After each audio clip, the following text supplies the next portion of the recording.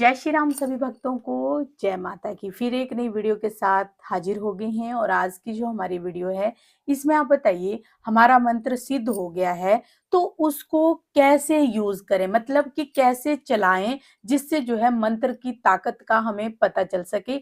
तो आज की वीडियो इसी विषय पे है, अंत तक बने रहना तभी आपको सारी वीडियो समझ भी आती है। अगर वीडियो अच्छी लगती है तो लाइक करें, शेयर करें, कमेंट करें।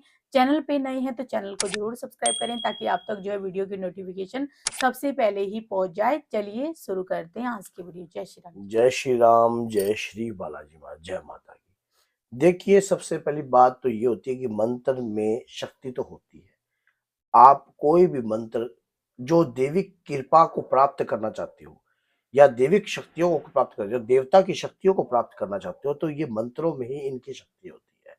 और इन शक्तियों को अगर कोई व्यक्ति सिद्ध कर लेता है, इन मंत्रों को सिद्ध कर लेता है, इन मंत्रों को जागृत अवस्थाओं में ले आता है, तो वो व्यक्ति किस प्रकार से इन मंत्रों का प्रयोग कर सकता है।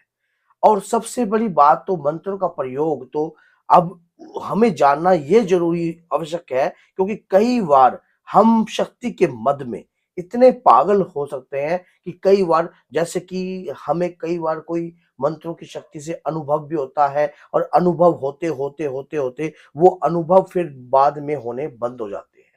उनके पीछे क्या कारण हो जाता है? वो यही कारण है क्योंकि हम कई बार कोई कृपा प्राप्त कर लेते हैं। उस कृपा को प्राप्त करने के बाद कुछ ऐसी त्रुटियां कर देते हैं जिसके कारण ना तो हमें कोई अनुभव होता है और ना ही हमारा कोई कार्य बनता है।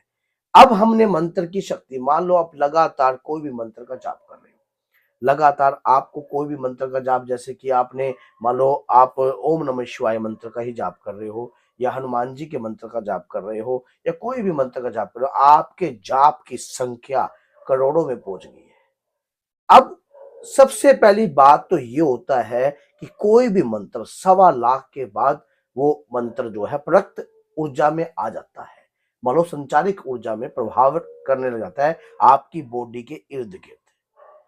और उसके बाद जब आप लगातार मंत्र का जाप करते हो, उस मंत्र में ऊर्जा जागृत ऊर्जा में प्रवाहित होती है। मान लो जागृत होने लगती आपके शरीर के इर्द गिर्द हवा के माध्यम से आपने एक आपके घोड़ा ओरा शक्ति चालू होने लगती है, जो कि गोल गोल घूमने लगती है।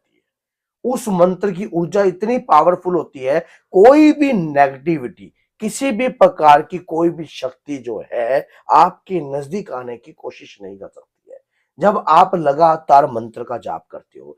क्योंकि वो ऊर्जा, वो ऐसा चक्कर चलता है, आपकी रक्षा कवच उत्पन्न होने लगती है, जिसका आभास अभी तक आपको भी नहीं है, जिसका ये भी नहीं पता कि मैं जिस मंत्र की शक्ति को जागृत कर रहा हूं, वो मंत्र की शक्ति मेरे इर्द गिर्द जो है वो चक्र अवस्था में चल रही है।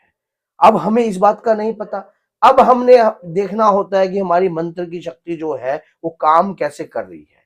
सबसे पहली बात तो, अगर आपके शरीर पर किसी भी प्रकार की नेगेटिव एनर्जी का प्रभाव नहीं हो रहा है, तो आपके मंत्र की शक्ति जो है आपके शरीर पर प्रभाव कर रही है। जैसे आप कई बार पहले जब आप मंत्र की शक्ति को जागृत नहीं करते थे, तो आपके शरीर के ऊपर किसी भी प्रकार का प्रभाव पड़ने लग जाता था, कोई भी शरीर के ऊपर कष्ट, पीड़ा या कुछ भी रहता था। लेकिन अब जब से आप मंत्र का जाप कर रहे हो, आपका शरीर स्वस्थ है और आपको कोई भी थकान महसूस नहीं होती है।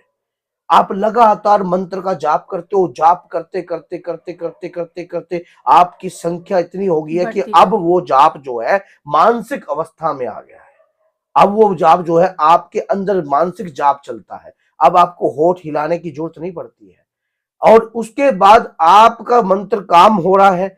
अब हमने क्या करना है इसके लिए, अगर कोई रोगी है, कोई बीमार है, या किसी भी दुख परेशान है। तकलीफ में कोई भी व्यक्ति है, तो आप एक जल का लोटा लीजिए और अपने मंत्रों का जाप कीजिए, और जाप कर कर उस मंत्र की शक्ति को ये कहिए कि ये जो मेरे जिस मंत्र का मैं जाप कर रहा हूं, उसकी शक्ति जो है इस जल में प्रवाहित हो जाए। और उस जल को कोई रोगी को, या किसी को तकलीफ हो, या कोई बेचैन हो, या कोई पीड़ित हो, उसको दीजिए। अगर उसकी बॉडी पर उस मंत्रों की शक्ति से प्रभाव उत्पन्न हो रहा है, तो आपके मंत्रों में प्राण प्रतिष्ठा होने लग गई है, आपका मंत्र जागृत अवस्था में होने लग गया है। लेकिन अभी आपको चलाना नहीं आया है। कई बार हम ये जो मैंने आपको बताया है कि मंत्र जैसे जल में शक्ति चेकिंग प्रवाहित होने लगी है, ये सिर्फ चेकिंग हुई है। चलाने के लिए जो है विधि विधान होता है, उसके लिए सानिध्य की आवश्यकता पड़ती है।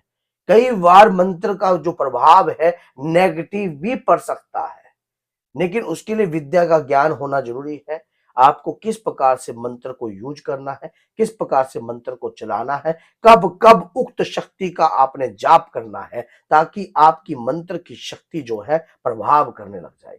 देखिए, कोई भी शक्ति होती है, जब हम लगातार उस मंत्र का जाप करते हैं उसमें शक्ति तो आती है, लेकिन कुछ मंत्र ऐसे होते हैं जो कि भगवान शिव के द्वारा बंधन में होते हैं, जिन्हें सही सिद्ध पुरुष जो है उसे उत्कीर्ण कर कर विशेष उद्देश्य पर ही जाप कर कर उसे सिद्ध करता है, और उस सिद्ध करने के बाद उसे कैसे प्रयोग में लाना है उसका विधि विधान भी वो जानता है।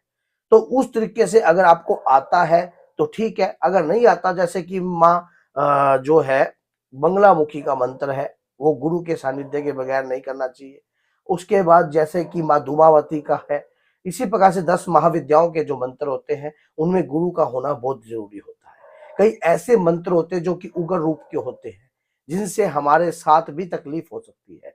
हम जैसे मंत्र को हम चालू करते हैं, चालू अवस्था में जैसे हमने किसी मंत्र को उठा लिया विशेष उद्देश्य में, जैसे हनुमान जन्मोत्सव चल रहा है, नवरात्रि चल रही है, हमने मंत्र उठा लिया और क्या हुआ, 6 महीने के बाद, 3 महीने के बाद हमने मंत्र को छोड़ बीच में दिया। ही छोड़ दिया, तो उसका नकारात्मक प्रभाव भी हमारी बॉडी पर पड़ने लग जाता है। तो बोलिए जय सीताराम, जय श्री बालाजी महाराज, जय माता।